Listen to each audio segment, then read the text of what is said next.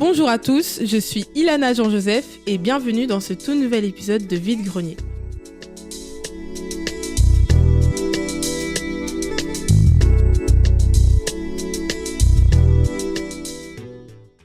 Aujourd'hui, on va déballer un carton bien rempli de doutes, de passion, de persévérance. Bref, on va parler d'un rappeur indépendant. Jongler entre travail et la musique, se demander si on continue ou si on arrête, c'est un vrai parcours du combattant.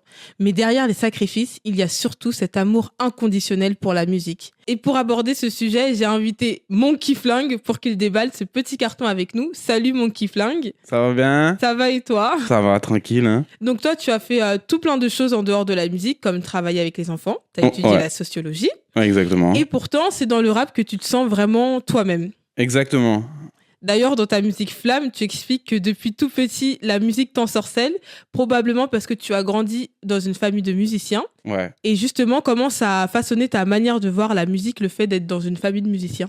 En vrai, je l'ai même pas forcément conscientisé parce que la musique, elle a toujours été partout dans ma vie.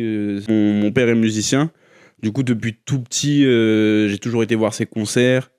J'ai toujours été au contact de la musique. Je l'ai toujours vu travailler. On a des instruments à la maison. C'est plus naturel, plus qu'autre chose. On a toujours été dedans. On a des disques partout dans la maison. Tout le temps, il y a de la musique. Nous, ça vit chez nous. Comme on dit, il y a tout le temps du bruit, tout le temps des choses à faire. C'est vraiment ça qu'on aime la vie. C'est la musique. Après, franchement, j'ai pas forcément le premier contact avec la musique, à part mon père et ses cours de piano, parce que mon père est pianiste, du coup.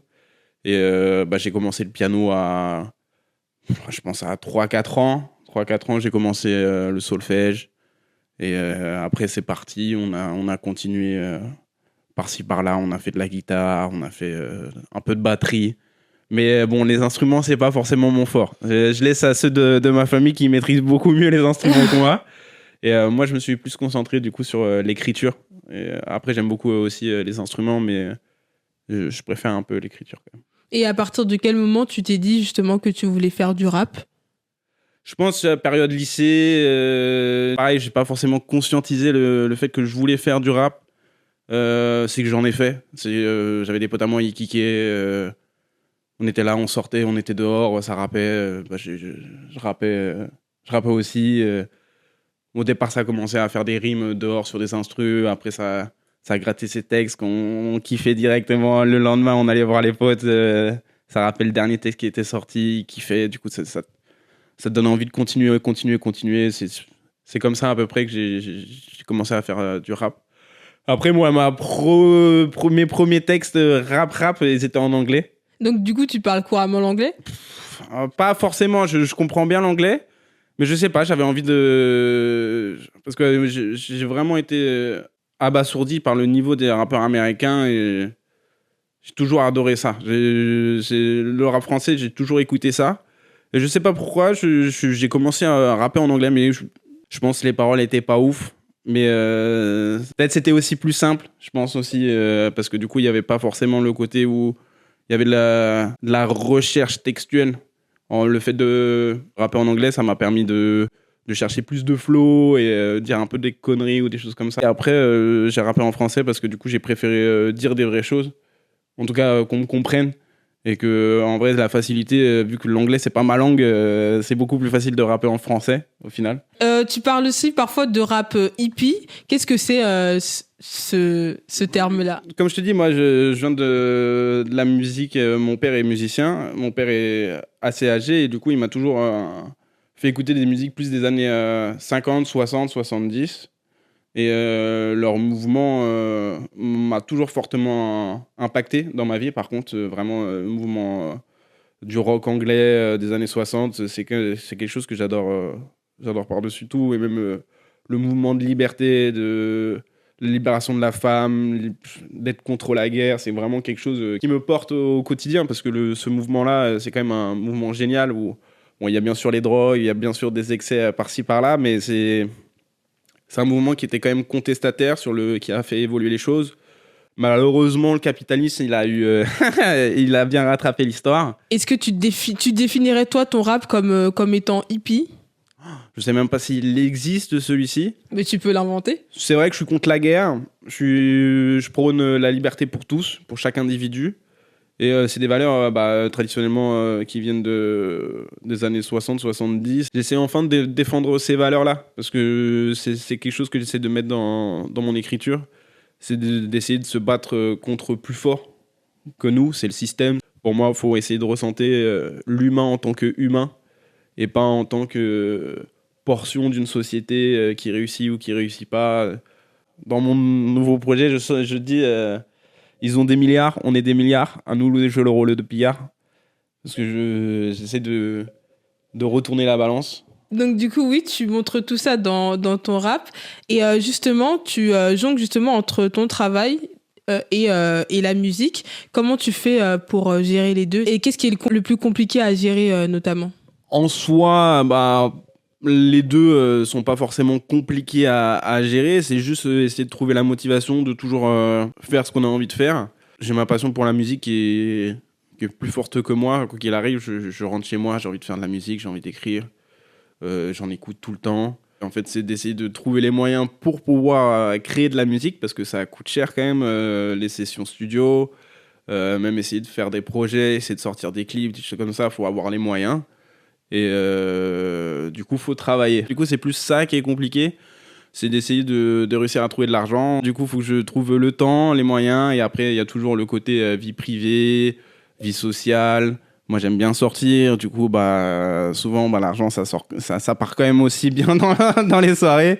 Du coup, quand j'ai un petit peu d'argent, j'essaie d'aller au studio, essayer de poser des trucs pour justement créer des projets, pour créer des choses comme ça. Mais bon, j'ai essayé de faire en sorte, dans ma recherche de travail, d'avoir un travail qui me permet de pouvoir poser des jours. Malheureusement, je travaille les week-ends.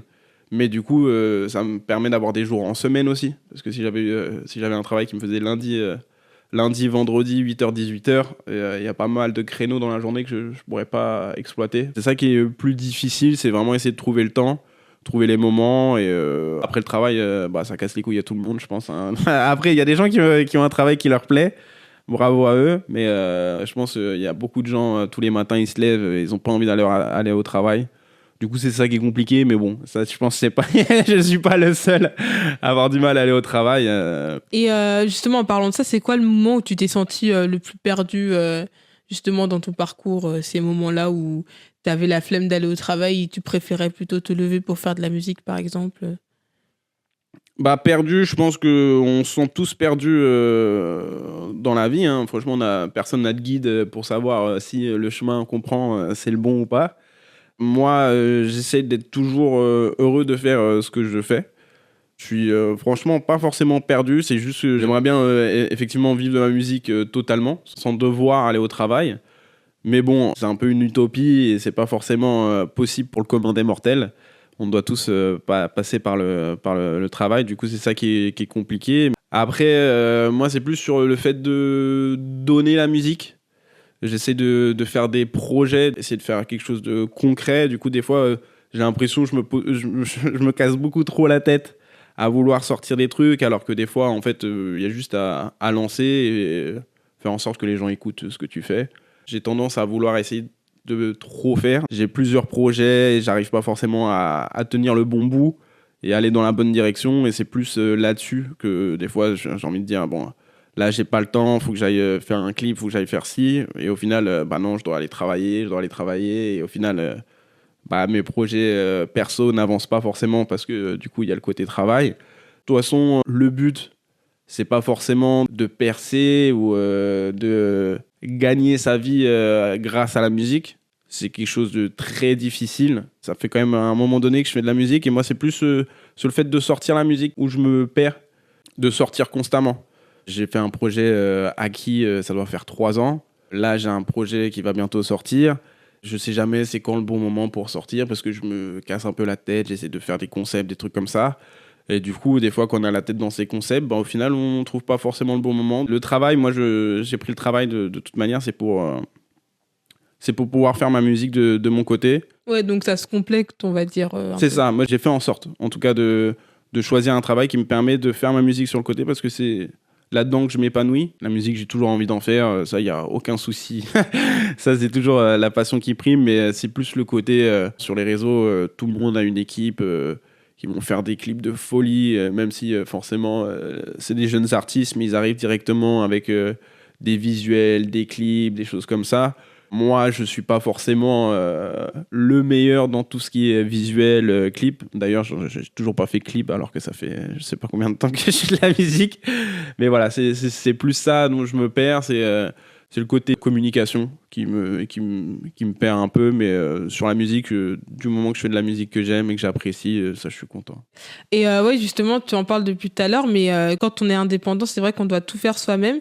Pour toi, c'est quoi la partie la plus dure, justement, dans une sortie, par exemple, la sortie de ton album Aki? C'est quoi la partie la plus dure entre la création, la promotion, la gestion du temps? Ah, moi, c'est la promotion. Hein. Ok. Moi, tout ce qui est le plus dur, c'est la promotion. Après, j'essaye un minimum, mais c'est pas forcément les outils que j'utilise au quotidien non plus. En tant qu'artiste ou en tant qu'être humain, je suis pas forcément de fou sur les réseaux. J'essaie de parler avec la musique. Moi, j'ai des amis qui me disent, mais c'est pas ton taf de faire de la communication, d'aller chercher des gens. Toi, c'est ton travail, entre guillemets, c'est de faire de la musique. Et après, Oui, une fois que mais t'as fait tes projets... quand on est indépendant... Quand on est Du indépendant, coup, on est tout le seul. taf, Du coup, c'est c'est sympa à dire oui, non, mais c'est pas ton taf. Mais après, il y a personne qui va faire le rôle pour moi, en tout cas. Ouais, c'est ça, Voilà, exactement. après, j'ai des amis qui sont là pour m'aider aussi. Mais j'ai pas forcément envie de les emmener avec moi parce qu'ils ont des choses à faire aussi de leur côté. Je suis pas forcément à l'aise là-dessus parce que j'aime bien, malheureusement, avoir un regard sur tout ce que je fais. Je disais tout à l'heure que j'étais pas forcément le meilleur là-dessus, mais j'ai des idées. J'ai fait je sais pas combien de storyboards de clips. Hein. Ah, j'en ai fait plein, mais à chaque fois, en fait, c'était compliqué de mettre en place ce que j'avais envie de faire. Parce que je sais pas forcément combien ça coûte. Les plans que je fais, vu que je suis pas cadreur, je suis pas dans le métier de l'édition ou dans le montage, en fait, c'est à moi d'essayer de faire ça de mon côté. Moi, une fois que j'ai fait mes musiques, j'ai juste envie de les sortir et de les, et de les faire écouter, aux gens, quoi. Et du coup, t'es indépendant, t'as pas de label, Non. et ça t'apporte quand même un regard assez particulier sur l'industrie de la musique. Toi, comment tu perçois cette industrie-là, de ton point de vue?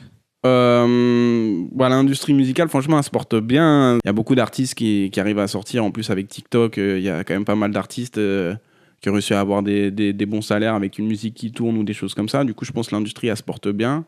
Après, moi, j'ai jamais été voir le label. Après, il n'y a pas non plus de labels qui sont venus me voir non plus. Mais c'est pas forcément quelque chose que j'ai voulu rechercher, d'avoir une maison de disques avec moi. Moi, en tant qu'indépendant, je me sens dedans, mais je suis pas là à me comparer forcément à ce qu'ils font eux. Parce que c'est pas la même chose, c'est pas la même recherche. Et au-delà de ta musique, je l'ai dit au début du podcast, tu as fait des études de sociologie.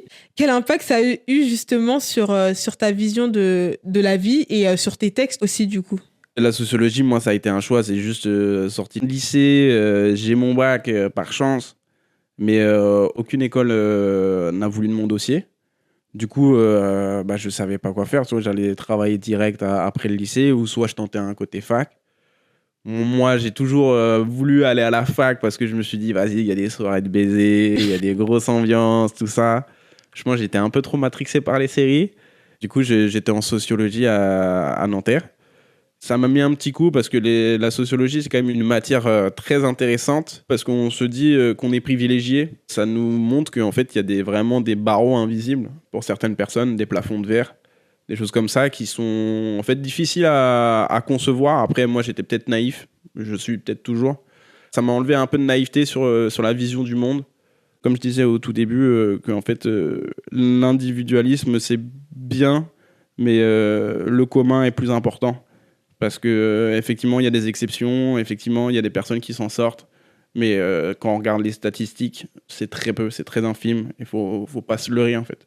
C'est pas parce qu'il y a quelqu'un qui sort d'un endroit que en fait, c'est possible pour tout le monde. Parce qu'en fait, faut prendre en connaissance tous les contextes. Ok. Tu parles aussi un peu de politique dans tes musiques, notamment dans ton morceau Âme, où tu montres ton engagement anarchiste en disant, je cite, « Donc je prends le micro pour dire que les politiques sont maléfiques car les différentes visions dans le monde se raréfient. Je crois au sacrifice de masse et que ceux qui nous dirigent portent des masques. » Donc comment justement cet engagement impacte ta manière de voir et de créer et de voir aussi ta place? La classe dominante, C'est un peu dur ce que je vais dire, hein, mais je pense qu'on est du bétail pour eux. Ils n'ont pas forcément de considération pour... Et encore, hein, quand je dis pour eux, nous, on est vraiment privilégiés en France. On a une société très portée sur tout ce qui est argent. Si ça ne rapporte pas, on ne va pas le faire, même si c'est bien. Et ça, c'est quelque chose que je trouve dommage. Quand je dis qu'ils portent des masques, c'est qu'ils vont faire les bien-pensants. Et après, le sacrifice de masse, là, on le voit actuellement. Hein, il y a des personnes qui souffrent, qui meurent tous les jours pour... Je sais pas. Pour moi, les États sont complices. En tout cas, s'ils n'essayent pas d'arrêter des actes barbares, les dirigeants ou les personnes qui portent l'autorité doivent s'interposer et doivent dire que non, ça se passe pas comme ça. Les civils ne doivent pas mourir parce qu'ils sont pas impliqués. C'est les dirigeants, c'est ceux qui sont en haut. Parce que toi, moi, quel impact qu'on a? À part aller dehors, aller manifester, quel impact qu'on a sur les décisions de tuer des gens? C'est ceux qui décident pour nous, nous envoient au bourbier. Et en fait, c'est juste pour leur propre cause. C'est pas pour la cause du bien. Ils essaient de faire croire qu'ils se battent pour nous, alors que c'est pour leurs propres intérêts, et en nous mettant dans l'équation. D'accord. Bon, bah, merci Monkey Flingue d'avoir déballé ce carton avec nous. Donc, on arrive à la fin du podcast. Ok. Mais avant, on va faire un petit rituel qu'on a qui s'appelle le jeu des 5 questions. Vas-y. Donc, je t'explique les règles. J'ai 5 questions devant moi, numérotées de 1 à 5. Et tu vas devoir choisir justement un chiffre entre 1 et 5. Et je te poserai la question qui correspond à ce chiffre. Ok, bah le 3. Alors, qu'est-ce qui t'inspire le plus dans la musique aujourd'hui ? Waouh, qu'est-ce qui m'inspire quand j'écris? J'ai tout qui me passe par la tête. J'écris pas forcément avec un thème ou des revendications particulières. Ce qui m'inspire, je pense, c'est la vie. Hein. Ça va être un peu bateau. C'est les expériences ce que l'on fait. Hein. Si je fais rien, bah, je vais pas forcément avoir des choses à dire. Du coup, j'essaie de voir des choses, essayer de me déplacer, essayer de faire des choses. Et je pense que c'est ça qui nous inspire tous, hein, c'est la vie. Il n'y a rien de plus beau. De toute façon, on est là pour vivre et une fois qu'on est mort, on est mort. Du coup, je pense qu'il n'y a pas plus inspirant que la vie. Ok. Bah, merci à toi d'avoir pris le temps d'échanger avec nous aujourd'hui. Bah ouais, j'espère que ça a été. On va terminer ce podcast. Merci à tous les auditeurs. Et comme d'habitude, n'hésitez pas à partager le podcast et aussi à commenter si jamais vous vous retrouvez dans tout ce que Monkey Flingue a dit. Et moi, je vous dis au revoir. Au revoir, merci.